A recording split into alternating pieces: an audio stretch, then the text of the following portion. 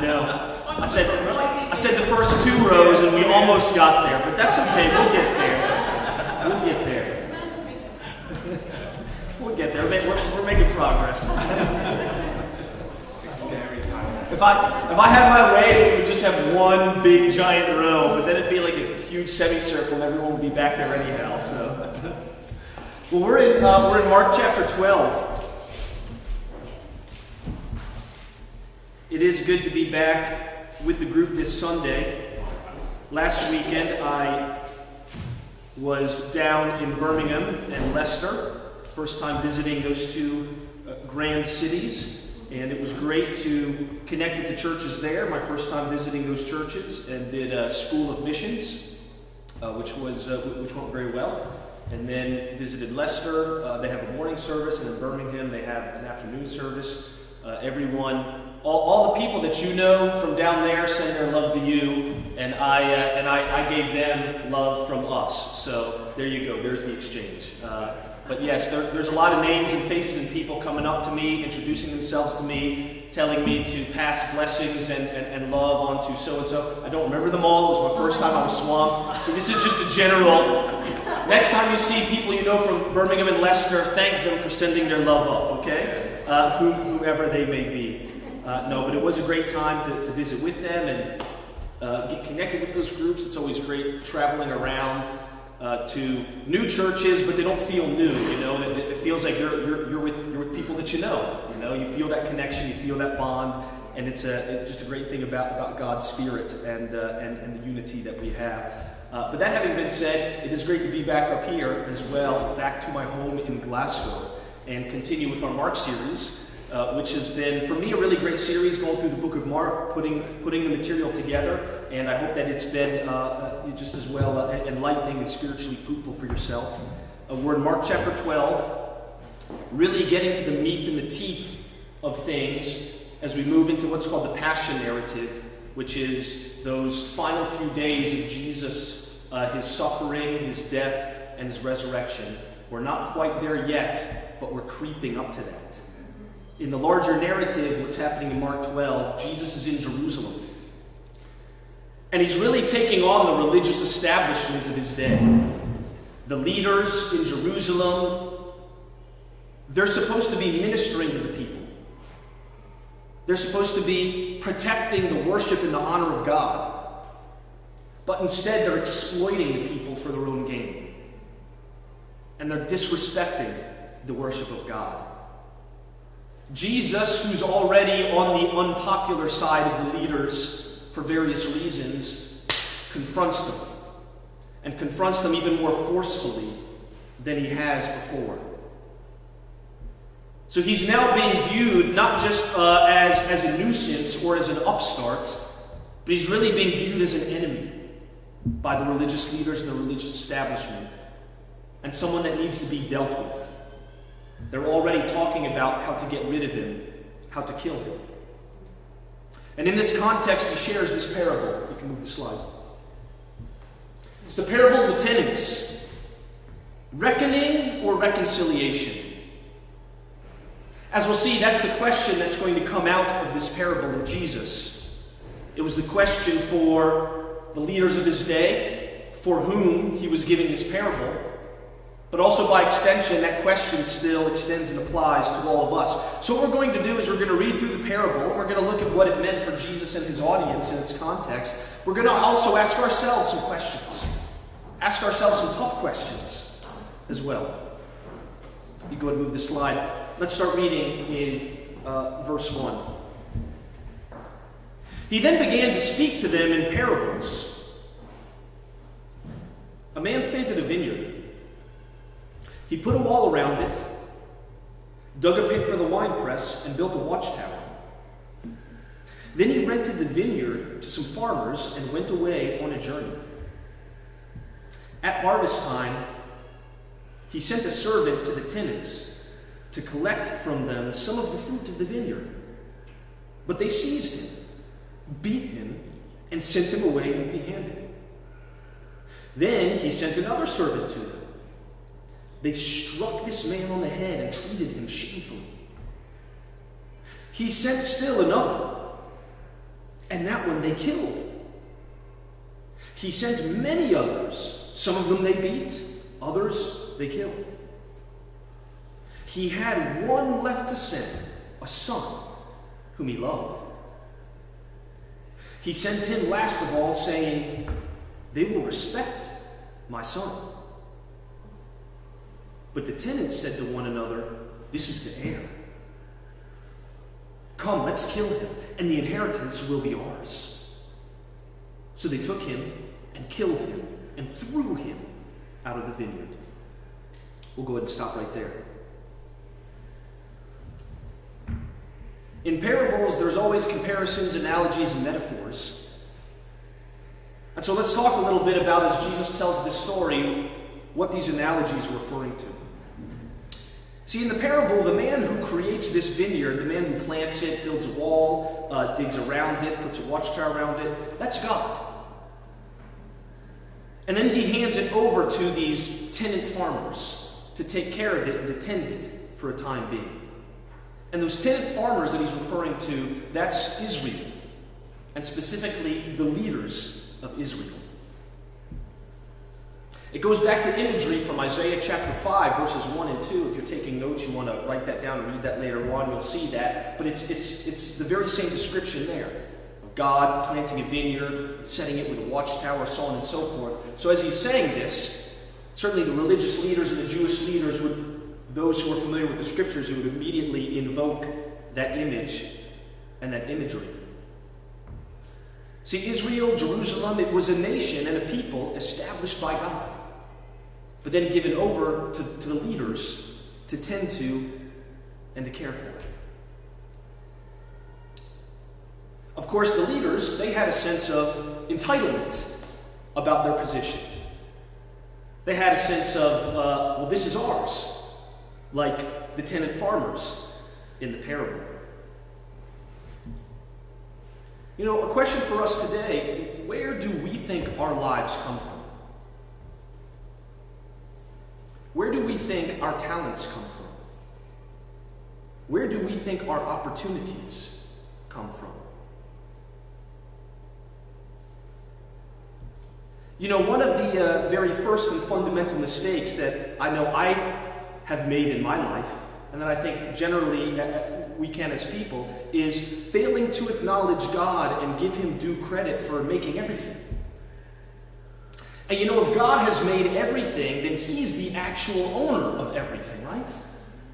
And we've got it all just loaned out to us for a time being, right? We did not give ourselves our lives. Our lives are on loan from God.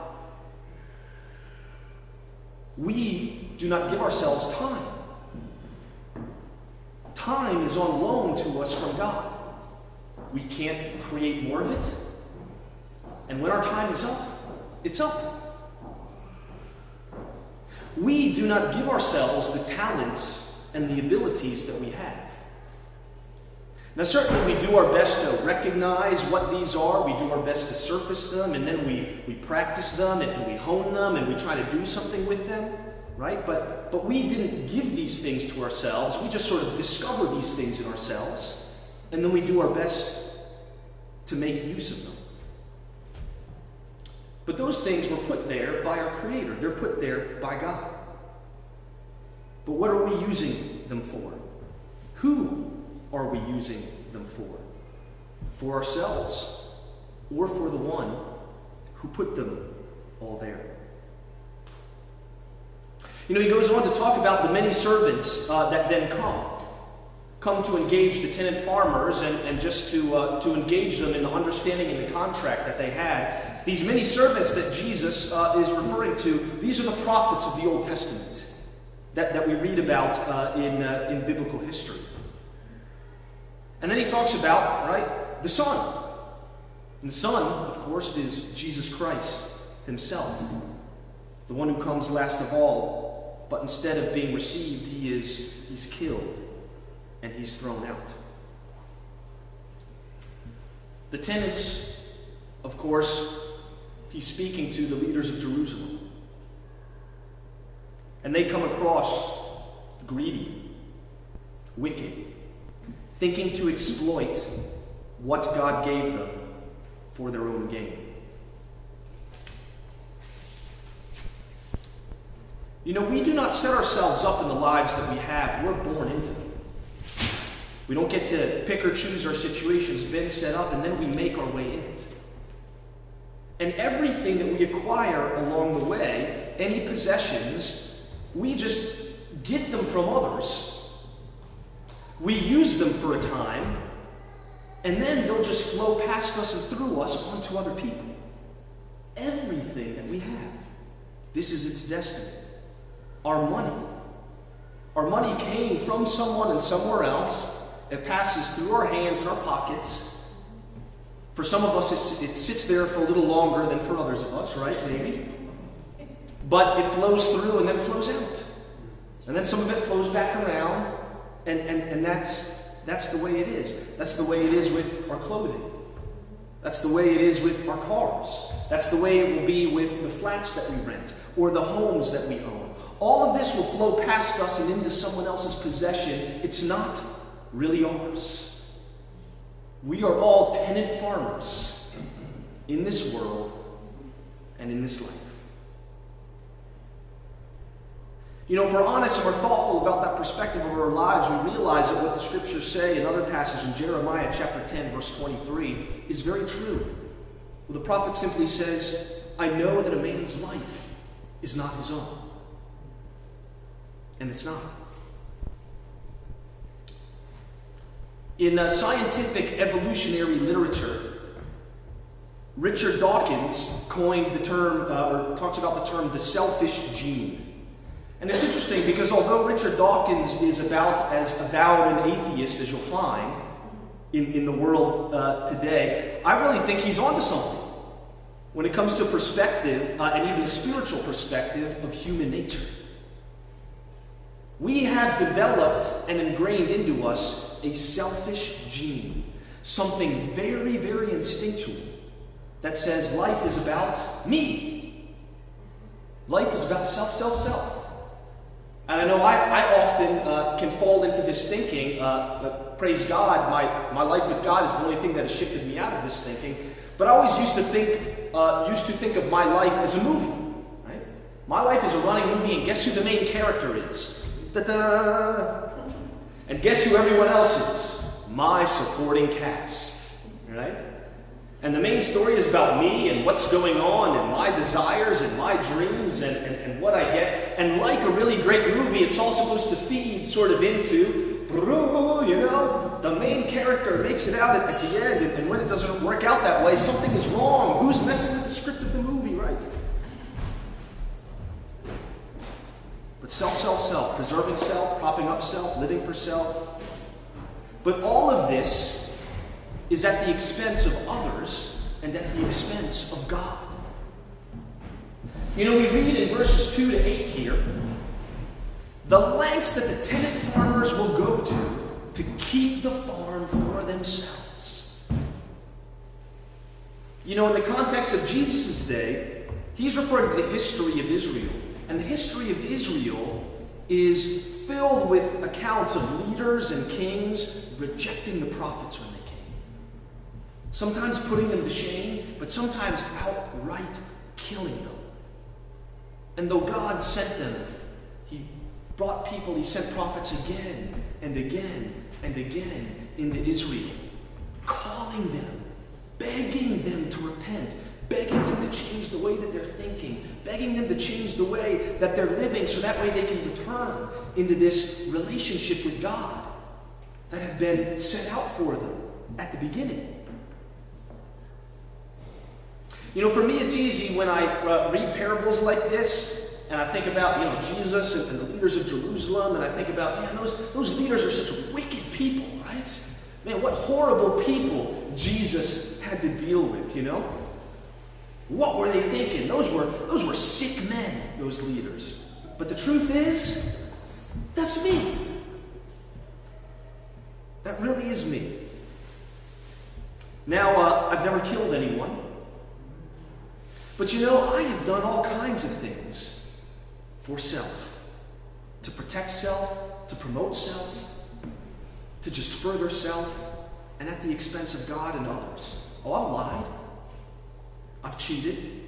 I've stolen. I've manipulated and used others. And, I think if we're all honest, we would all acknowledge that we've all done the same at various levels. Often in those moments, we rationalize away why we do it. And we think it's okay, and we sort of justify it to ourselves, but still it's all the same. Question is, are we listening to the warning signs in our own lives? In the passage, Jesus talked about how, these servants were sent again and again and again by the owner. And in the history of Israel, right, the prophets were sent again and again and again to Israel. There was many, many messengers, many warning signs sent along, right? But are we listening to these warning signs in our own lives? I can think about just many times where I have rejected the warning signs, rejected messengers in my life. It's dangerous. You got to listen to these warning signs. I still have a very vivid memory, and this is some 20-odd years ago at this point, even more than that, of being a student at the University of Maryland.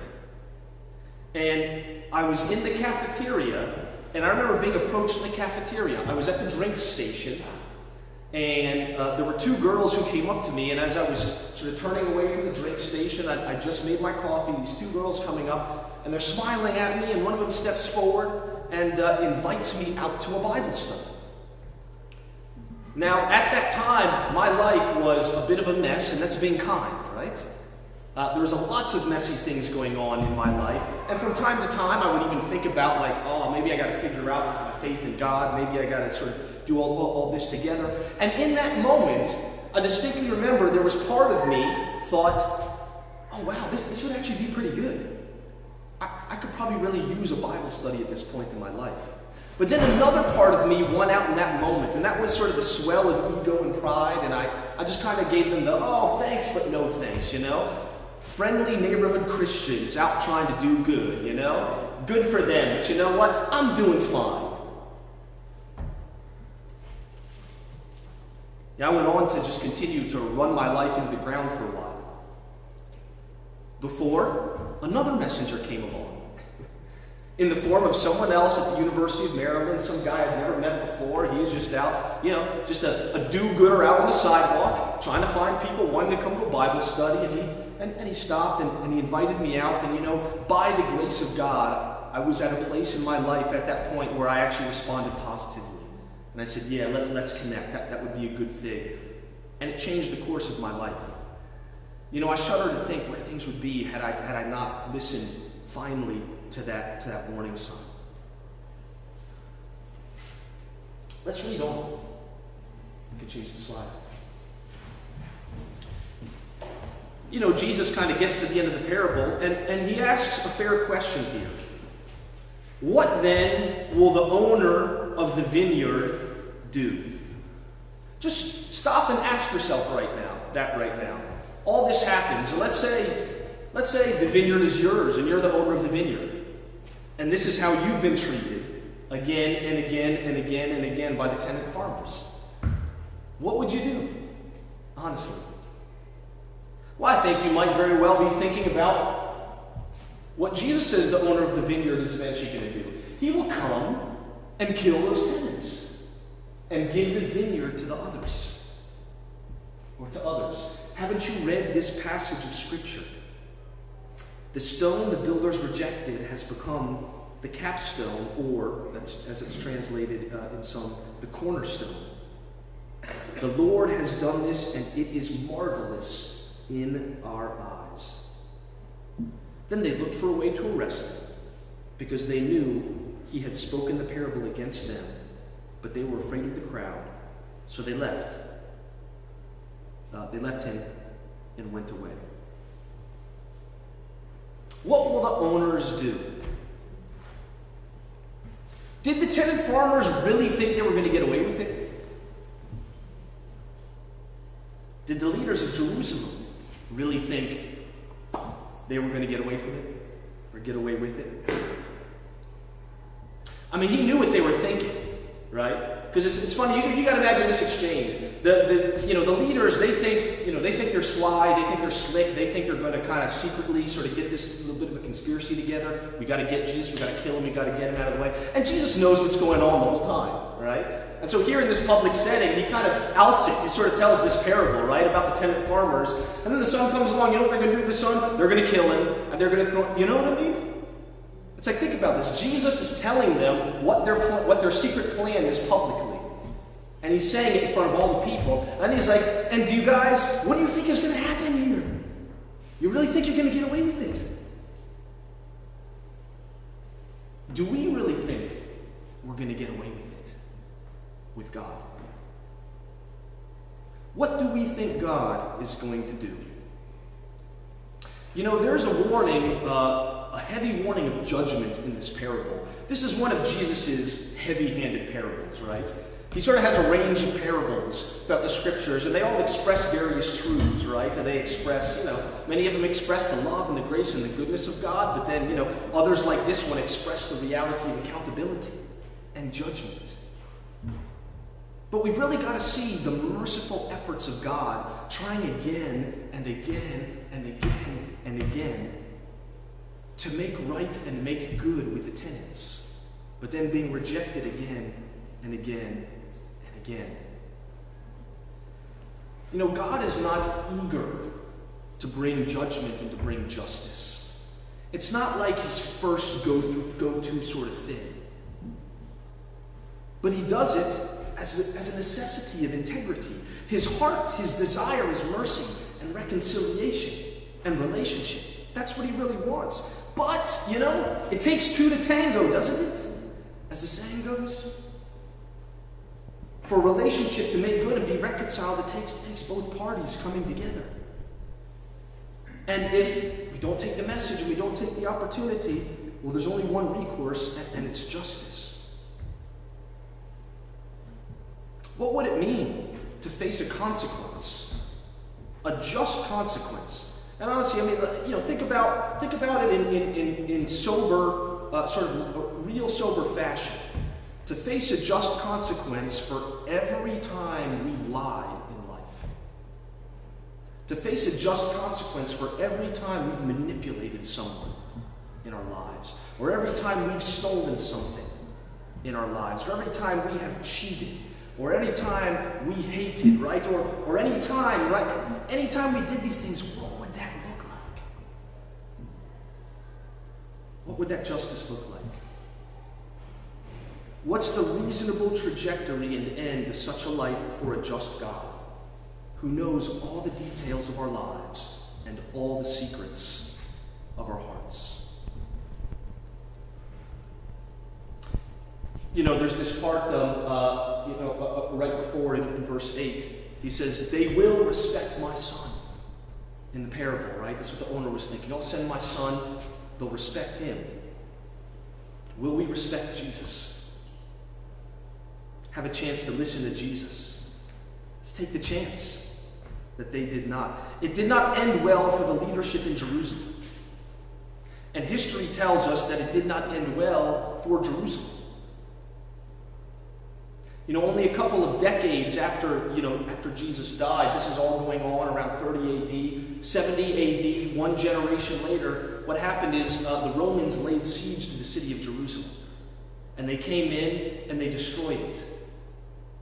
And the temple, where a lot of these interactions were taking place, the temple, which was the center of the priestly worship, got destroyed to its foundations, and it was never rebuilt. And at that point, the Sadducees and the priestly leaders and those wealthy, elitist leaders who were exploiting people and dishonor God, they lost their temple, never to be reformed again. They lost it for good. And to this day, the temple has never been rebuilt 2,000 years later. You can change the slide. Jesus uses this passage, the stone the builders rejected has become the cornerstone. In building and in construction, the cornerstone was that first key block that you laid down, right? like that little yellow one right there at the corner. That's the first key block that you lay down, and that was important because laying the cornerstone then, what that did is that kind of gave you the angles and it gave you the point of reference around which the rest of the structure would be built. So that cornerstone, it had to be right, it had to be cut right, and it had to be laid right. And what Jesus is saying is that, God intended for him to be the cornerstone, but he was rejected by the builders, the leaders of Jerusalem of the day, right? They saw Jesus, and what did they do? They totally cast him out. They cast him aside. But God still took Jesus and vindicated him and used Jesus to become the cornerstone for his people. And that's in the Christian church. And that's what the testimony of history shows and it bears out. Will we have Jesus as the cornerstone of our lives? Or will we leave him rejected?